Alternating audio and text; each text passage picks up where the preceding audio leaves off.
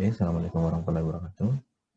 Pada kesempatan ini saya akan bahas tentang uji normalitas data. Saya akan membahas dari contoh jenis data gizi, ya. Nah, kebetulan saya punya data seperti ini. Nah, kita akan melakukan uji normalitas mulai dari jenis uji normalitas berdasarkan histogram, kemudian berdasarkan Squeeness, dan berdasarkan uji normalitas data Kolmogorov dan Smirnov. Langkah yang pertama yang harus kita lakukan, ya kita harus menyiapkan data. Seperti contoh saya sudah menyiapkan data seperti ini. Ya, ada data yang sifatnya kategorik pada Babel R, kemudian umur ibu, jenisnya numerik. Nah, begitupun yang merokok dan riwayat prematur hipertensi itu jenisnya adalah kategorik. Sedangkan berat badan umur 1, berat badan umur 2, berat badan tekanan darah sistolik 1 dan tekanan darah sistolik 2. Nah, ini datanya numerik. Oke, sebelum kita lanjut, kita harus pahami bahwa di dalam uji normalitas data yang bisa diuji normalitas adalah jenis data yang sifatnya numerik. Jadi, gunanya sebenarnya uji normalitas data itu dibutuhkan untuk uji lanjut dalam analisis bivariat, ya. Baik itu nanti masuk di normal atau tidak normalnya, itu akan menentukan uji bivariat yang akan digunakan.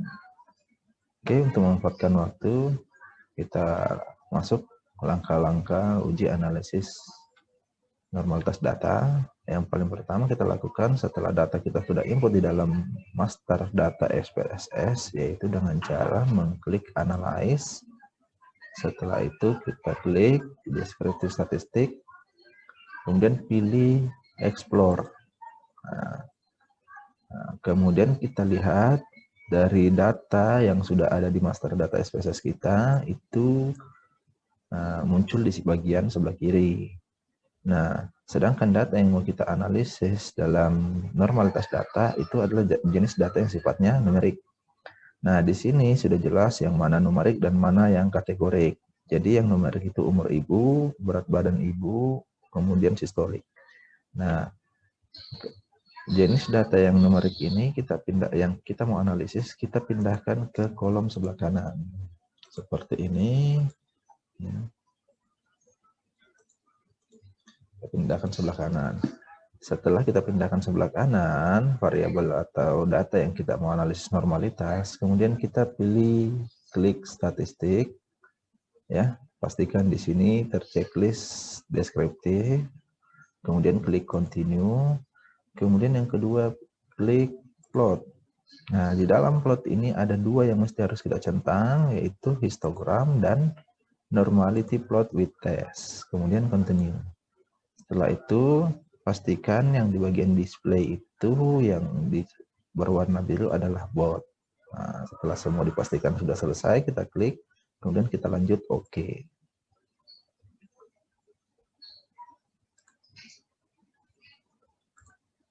Oke, inilah hasilnya dari uji normalitas yang kita lakukan tadi.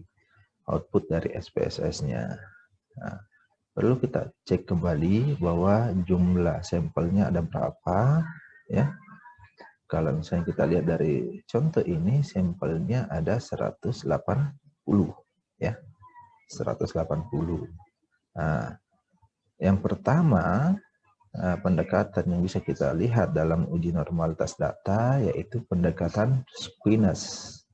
Di pendekatan Squeeness, nah, dinyatakan bahwa ketika hasil bagi antara nilai Squeeness yang ini dengan nilai standar error yang ini lebih besar dari 2, maka data tersebut tidak berdistribusi normal. Sedangkan ketika ini nilai Squeeness dibagi dengan standar error mendapatkan nilai kurang dari 2, maka data tersebut dinyatakan berdistribusi normal. Oke, Untuk variabel yang pertama ini, umur ibu, kita lihat dari 1,120 dibagi 181 itu nilainya lebih dari 2. Maka variabel ibu ini dinyatakan tidak normal. Ya. Kemudian kita lanjut ke variabel berikutnya. Variabel berikutnya adalah berat badan ibu pada saat hamil. Itu nilai squiness-nya adalah 0,276 dibagi 0,181. Itu nilainya kurang dari 2. Maka variabel berat badan ibu pada saat hamil itu berdistribusi normal. Kemudian variabel berat badan ibu setelah hamil. Nilai squiness-nya itu adalah 0,534 dibagi dengan 0,181. Ini didapatkan lebih besar dari 2. Maka variabel berat badan ibu setelah hamil itu tidak berdistribusi normal karena nilai squiness dibagi nilai standar error lebih besar dari 2. Oke, kemudian lanjut pada variabel sistol pengukuran pada saat hamil. Itu nilai squiness-nya adalah 0,141 dibagi 0,181. Nah, itu hasilnya adalah kurang dari 2, maka variabel ini dinyatakan datanya berdistribusi normal. Begitupun selanjutnya pengukuran sistol setelah melahirkan. Itu ditemukan oleh squiness-nya itu 0,219. Kemudian dibagi dengan 0,181. Karena yang didapatkan nilainya kurang dari 2, maka variabel ini dinyatakan juga berdistribusi normal. Itu berdasarkan nilai squiness. Jadi berdasarkan nilai squiness itu ada umur ibu itu tidak berdistribusi normal karena lebih dari 2, berat badan ibu saat hamil itu berdistribusi normal, kemudian berat badan ibu setelah hamil itu tidak berdistribusi normal, kemudian sistol itu pada saat hamil itu berdistribusi normal, kemudian sistol setelah melahirkan itu juga berdistribusi normal. Itu berdasarkan squiness. Sekarang kita lanjut ke tes normality berdasarkan Kolmogorov-Smirnov dan Shapiro-Wilk. Nah, kalau berdasarkan Kolmogorov dan Shapiro-Wilk, kita melihat nilai signifikansi. Ingat, nilai signifikansi lebih besar dari 0,05, makanya data tersebut dinyatakan berdistribusi normal. Namun ketika nilai signifikansi lebih kecil dari 0,05, maka data tersebut dinyatakan tidak normal. Nah, namun kita harus ketahui juga Kolmogorov-Smirnov ini digunakan berdasarkan jumlah sampel. Kalau sampelnya lebih dari 100, maka yang digunakan adalah Kolmogorov-Smirnov. Namun ketika sampelnya kurang dari 100, yang dilihat signifikansinya adalah nilai dari Shapiro-Wilk yang ini. Kalau kurang dari 100 yang ini, kemudian kalau lebih dari 100 yang ini. Karena sampel kita, contoh kita ini adalah lebih dari 100, ya, nilai sampelnya ada 180, jumlah sampelnya, maka kita lihat adalah Kolmogorov-Smirnov. Nah, kita lihat pada variabel umur ibu.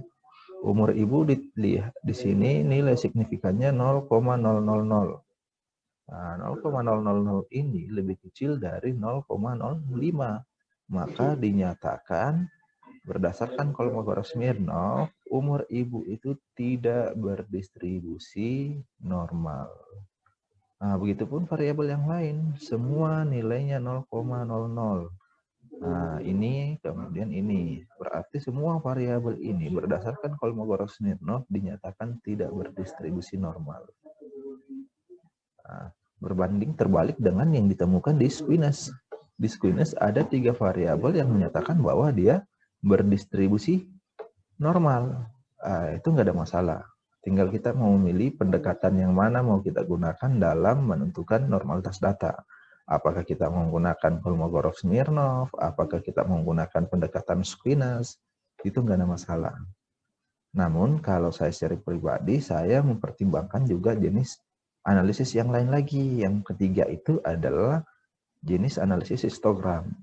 Nah, jenis analisis histogram itu kita melihat grafik dari yang didapatkan oleh variabel atau yang diperlihatkan dari variabel. Ketika grafiknya model garis yang terbentuk seperti simetris berada di tengah-tengah, ya puncak dari garisnya berada di tengah, atau data yang berada di samping kanan dan kiri tersebar secara merata, ya maka dikatakan datanya berdistribusi normal. Namun ketika histogram ini menunjukkan bahwa datanya tidak seimbang antara kanan dan kiri, maka dinyatakan tidak normal. Seperti contoh ini, ya. Kalau kita buat garis secara grafiknya, ini akan lebih besar garisnya berada di sebelah kanan, kiri, ya. Kemudian di sebelah kanannya kosong. Nah, ketika sebelah kirinya terlalu besar, sebelah kanannya kosong, agak rendah, maka kemungkinan besar datanya tidak berdistribusi normal, ya. Kemudian yang kedua, ataukah kita lihat di sini, ini datanya terlalu banyak sebelah kanan, terlalu banyak sebelah kiri, ya. Oke. Begitupun yang lain. Ini datanya berdistribusi normal karena secara ini merata. Nah, itu sebagai contoh, ya. Oke, kemudian begitupun yang ini berdistribusi normal karena masih seimbang antara kanan dan kiri dan letak data tertingginya pada berada di tengah. Kemudian ini juga sama. Ketika kita gambarkan grafik, modelnya akan berada di tengah dan puncak tertingginya. Terus variabel ini, variabel Stokes melahirkan, dia tidak berdistribusi normal karena sebelah kanannya kosong, sebelah kirinya terlalu banyak data. Sehingga pada saat kita gambarkan grafiknya, grafik sebelah kiri itu lebih besar dibanding grafik sebelah kanan, tidak seimbang. Ya. Nah, sekarang kita yang sebagai peneliti yang mau menentukan apakah data itu berdistribusi normal atau tidak berdasarkan analisis. Ini silakan dipilih. Pendekatan yang mau kita gunakan yang mana. Namun kalau saya sebagai peneliti, ya saya merekomendasikan menggunakan pendekatan Squiness. Karena pendekatan Squiness sudah kita bisa hitung langsung, ya, bagaimana perbandingan antara nilai Squiness dengan standar error. Ya. Tapi nggak menutup kemungkinan kalau mau menggunakan Kolmogorov-Smirnov sama histogram nggak ada masalah. Kemungkinan juga dalam satu analisis data seperti ini. Pada saat kita menggunakan Squiness, dia normal. Kita lihat di Kolmogorov-Smirnov, dia tidak normal. Nah, silahkan. Artinya tidak ada yang memaksakan mau menggunakan yang mana. Yang penting pada saat kita tampilkan di dalam analisis atau hasil, kita menyebutkan bahwa normalitas data berdasarkan pendekatan Squiness. Jangan pada saat kita pakai langkah awal sebelum penentuan bivariate Squiness, tiba-tiba yang kita tampilkan di dalam hasilnya adalah Kolmogorov-Smirnov. Ya kan nanti takutnya tidak nyambung dengan data yang sudah ditampilkan. Di sini normal, sedangkan di sini tidak normal. Oke, sampai di sini. Ini gambaran sedikit tentang uji normalitas data. Jangan lupa komen, ya, subscribe, dan